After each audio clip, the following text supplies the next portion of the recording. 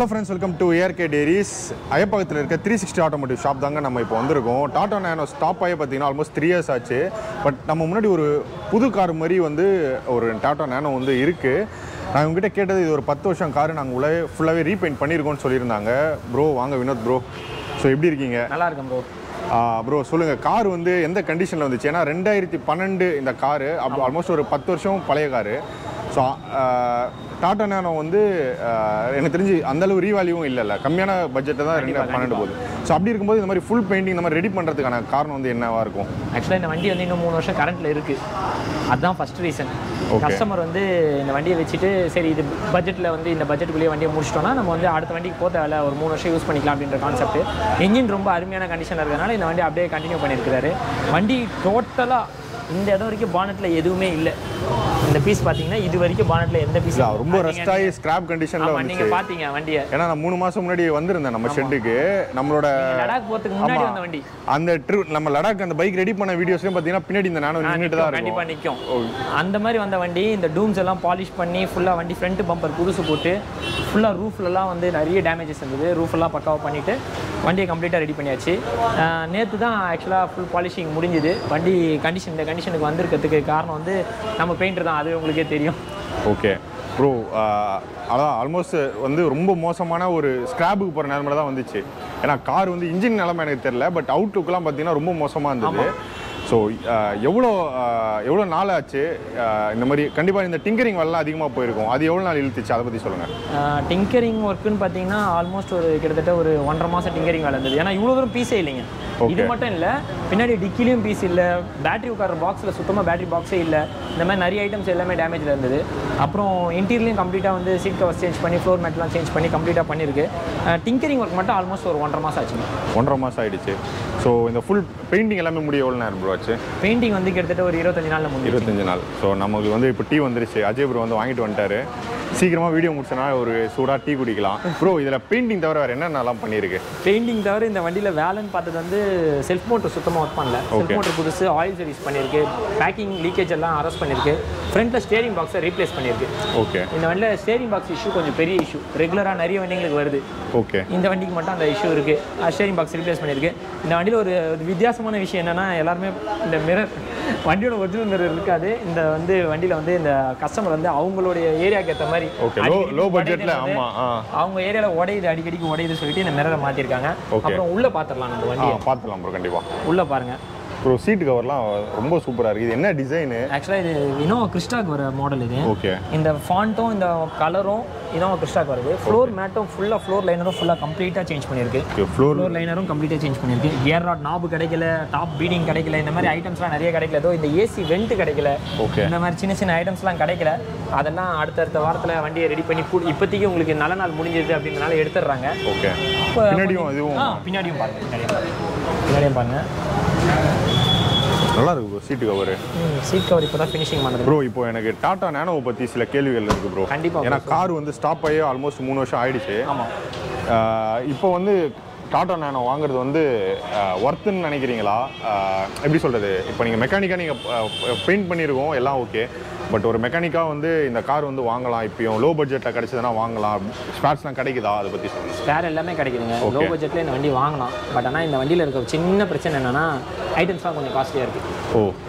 கொஞ்சம் காஸ்ட்லியாக தான் இருக்குது. நம்ம லோ பட்ஜெட்டுன்னு வண்டி மட்டும் லோ பட்ஜெட்டு, மெயின்டெனன்ஸில் பார்த்தீங்கன்னா கொஞ்சம் ஐட்டம்ஸ்லாம் காஸ்ட்லியாக. Okay bro. இந்த கார் ஆல்மோஸ்ட் ஒரு 624cc ட்வின் சிலிண்டர் தான். பட் இதை வச்சுட்டு லாங் போக முடியுமா? ஹில்ஸ்லாம் போகுமா? அதை தாராளமாக ஹில்ஸ் ஏறும், தாராளமாக போகும். ஏன்னா பேக் வீல் மூவ்மெண்ட்டு ஈஸியாக புஷ் பண்ணி மேலே ஏறிடும். ஓகே. அதனால் இது பிரச்சனையே இல்லை. ஹில்ஸ் ஏறுறதோ ஹைவே போகிறதோ அந்த பிரச்சனைலாம் எதுவுமே இருக்காது. மேக்ஸிமம் ஸ்பீடு 80, 100 தாராளமாக நீங்கள் 100 வரைக்கும் க்ரூஸ் பண்ணலாம். பட் ஆனால் 100ல் ரொம்ப சேஃபாக இருக்காது. ஒரு 80 வரைக்கும் தாராளமாக போகலாம். Okay bro. கிரவுண்ட் கிளியரன்ஸ் இப்போ சொல்லுங்கள். நிறையவே இருக்குங்க. நார்மலாக ஆல்டோ 800 விட இது நல்லாவே இருக்கும். ஓகே. அதெல்லாம் பிரச்சனையே இல்லை. அதெல்லாம் உங்களுக்கு சஸ்பென்ஷன்லாம் ஏறி இறங்குறதுல இடிக்கிறதோ அந்த மாதிரி சின்ன சின்ன பிரச்சனைகள்லாம் இதில், இந்த சஸ்பென்ஷன் ப்ராப்ளம்லாம் இதில் வரவே வராது. Okay bro. அப்போது இந்த காரில் வந்து யூஸ்வலாக நம்மளுக்கு சர்வீஸ் வந்தோன்னா ஸோ இதெல்லாம் இந்த விஷயம் இவங்க சரியாக பண்ணல அப்படின்னு நினைப்பீங்க? எப்போ நம்ம பேசும்போது ஃபில்டர் மட்டும் மாற்ற மாட்டாங்க. ஓகே. இது ஆயில் ஃபில்டர் வந்து அவ்வளோ டஃப். இன்லெட்டுக்கு கீழே உள்ளே வரும். செல்ஃப் மோட்டரும் இன்லெட்டும் பக்கத்தில் இருக்கும், கழட்டுறதுக்குள்ளே போதும் ஆகிடும். ஆயில் ஃபில்டரை மட்டும் ரொம்ப கஷ்டம். ஆனால் நாங்கள் வர எல்லா வண்டிக்குமே கம்பல்சரி ஆயில் ஃபில்டர் மாற்றிடுவோம், எப்படியாவது கஷ்டப்பட்டு மாற்றிடுவோம். குறைஞ்சபட்சம் நான் கூட ஒரு 2 ஹவர்ஸுக்குள்ளே 1 hour கூட ஆகும், 1 hour 2 hours கூட ஆகும். இந்த வண்டி ஆயில் ஃபில்டர் மட்டும் மாற்ற மாட்டோம், அதுக்கான டைம் மட்டும் அதிகம் இந்த வண்டியில். மற்றபடி மாற்றாமல் விட்டுற ஐட்டம்னா மெயினாக ஆயில் ஃபில்டர், அதுக்கப்புறம் கூலண்ட் ஆயில் வந்து ரெகுலராக மெயின்டைன் பண்ணுவோம்.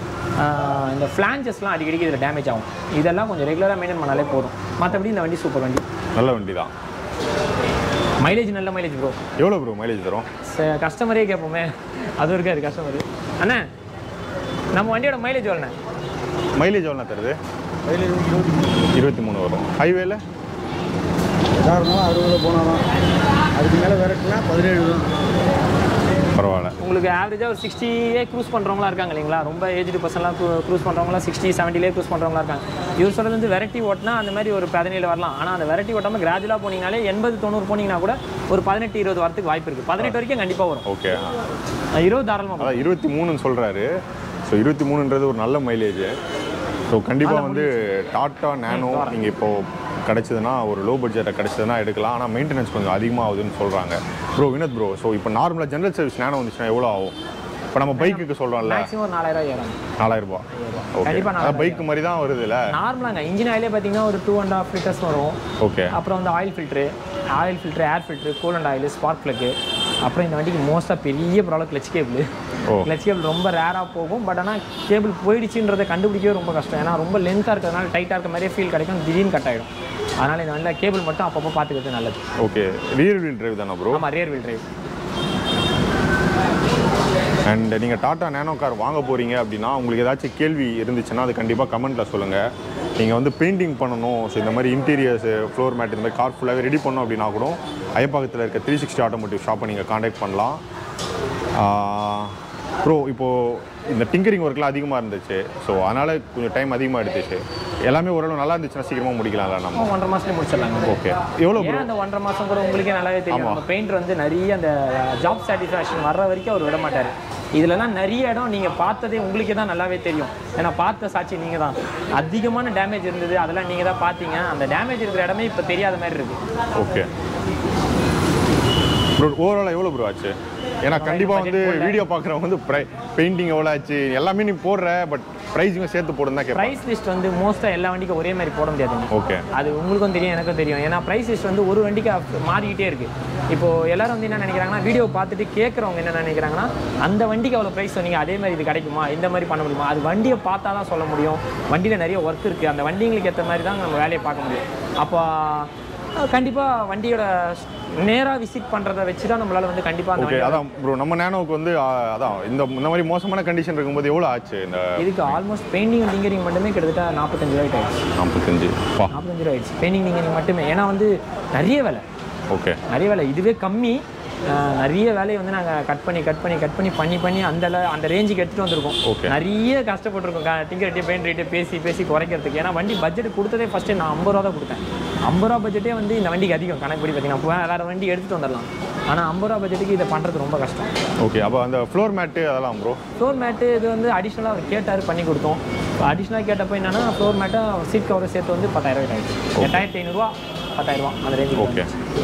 ஸோ அதான் பெயிண்டிங் வந்து நம்ம வினோத் ப்ரோ சொன்ன மாதிரி காருக்கு ஏற்ற மாதிரி காரில் எவ்வளோ வேலை இருக்குது அதெல்லாம் பார்த்துட்டு தான் சொல்ல முடியும். ப்ரோ இப்போ நார்மலாக ஒயிட் இருக்குது, ஒயிட்டே அடிக்கிறோம் அப்படின்னா ஒரு ரேட் வருமா, இல்லை வேறு கலர் அடித்தா அந்த மாதிரிலாம் இல்லையா? எல்லாம் அப்படி இல்லைங்க. இந்த வண்டியோட கலர் ஒயிட்டு, அதனால இதுக்கு ரேட்டு கம்மியாச்சு அப்படின்னு கேட்டிங்கன்னா ஆமாம். இது ஃபுல் கலர் சேஞ்ச் பண்ணுறப்போ வண்டியோட உள்ள இன்னர் எல்லாமே கலர் சேஞ்ச் பண்ணணும். அப்போ வந்து டோட்டலாக காஸ்ட் மாறும். கொஞ்சம் உள்ள இன்னர்ஸ் எல்லாம் கழட்டி, இப்போ இதில் இன்னர்ஸ்லாம் கழட்டி தான் பெயிண்ட் அடிச்சிருக்கு. ஓகே. அதனால் இதோட காஸ்ட் மாறதான் செய்யும். அதனால தான் இந்த காஸ்ட்டு. இதில் அப்படியே மேலே மட்டுமே அடிச்சிருந்தீங்கன்னா 15,000 கூட அடிக்கலாங்க. ஓகே. ஆனால் குவாலிட்டி வராது. இது வந்து பார்த்தீங்கன்னா நல்லா ஸ்டோன் தெரியும், உங்களுக்கு ஸ்டோன்ஸ் நல்லா தெரியும். அப்படியே ஜிகின்னு அதான் நம்ம ஒரு ஈவினிங் எடுத்துகிட்டு இருக்கோம், பார்த்தாலும் நல்லா ஷைனிங்காக இருக்குது. நம்ம லைவாக பார்த்தீங்கன்னா கண்டிப்பாக தெரியும் ப்ரோ. ஆனால் ஃபஸ்ட்டு வந்த கார் மாதிரியே தெரியல. நான் அது இதெல்லாம் என்ன இப்போ ரெடி ஆக போகுதுன்னு நினச்சிட்டு இருந்தேன். பட் அவுட்லுக் பார்த்தீங்கன்னா ரொம்ப நல்லா இருக்குது. நாங்களே நிறைய வாட்டி நினச்சிட்டோம் இது வேலையாகாது, ஏன்னா பீஸ்லாம் கிடைக்கவே இல்லை, செய்ய முடியல, ரொம்ப கஷ்டமாகிடுச்சு சொல்லி இதை நடுவில் விட்டுலாம்லாம் கூட பேசிகிட்டு இருந்தோம். அதுக்கப்புறம் தான் சரி ஓகே, டிங்கர் தான் ஹோப் கொடுத்தாரு, பண்ணிக்கலாம்னு சொல்லி. அதனால தான் டைம் டிலே ஆச்சு, வேறு எதுவும். ஓகே. ஸோ நீங்கள் வந்து கார்ஸ் ரெடி பண்ணணும், முக்கியமாக பைக்ஸு. நம்ம அயப்பாக்கம் 360 ஆட்டோமோட்டிவ் நம்ம வினோத் ப்ரோ கூட பார்த்தீங்கன்னா நிறையா பைக்ஸ் வீடியோவும் போட்டிருக்கோம். 2 ஸ்ட்ரோக்லேருந்து சூப்பர் பைக்லேருந்து நிறைய வீடியோஸ் போட்டுட்ருக்கோம். ஸோ கண்டிப்பாக நம்ம சேனலில் வந்து ARK Diaries 360 ஆட்டோமோட்டிவ் நீங்கள் டைப் பண்ணாலே லைனாக நீங்கள் நிறைய வீடியோஸ் பார்க்கலாம். ஸோ நம்ம காரும் பார்த்தீங்கன்னா இந்த மாதிரி ஒரு சின்ன காருக்கு வந்து அந்த இது ரைஸ் பண்ணுவோம்ல ப்ரோ, நம்ம சஸ்பென்ஷன் ரைஸ் பண்ணுவோம். ஸோ அந்த மாதிரி நம்ம நிறையா பெலேனோ ஜென்னு நிறைய வீடியோவும் போட்டுட்ருக்கோம், கார்ஸ் வீடியோவும் போட்டுட்ருக்கோம். ஸோ மறக்காமல் நம்ம சேனலை சப்ஸ்கிரைப் பண்ணிடுங்க. ஸோ வினோத் ப்ரோ பொறுமையாக வீடியோ கொடுத்தது ரொம்ப நன்றி ப்ரோ. நன்றிங்க. ஸோ இந்த மாதிரி நீங்கள் நிறையா பைக்ஸ் கார்ஸ் பண்ணணும். ஸோ நம்ம சேனலுக்கு வீடியோ கொடுக்கணும் கண்டிப்பாங்க. அண்ட் இதோட இந்த வீடியோ முடிச்சுக்கலாம்னு நினைக்கிறேன். ஸோ இன்னொரு வீடியோவில் மீட் பண்ணுறேன். தென் பை ஃப்ரம் ARK.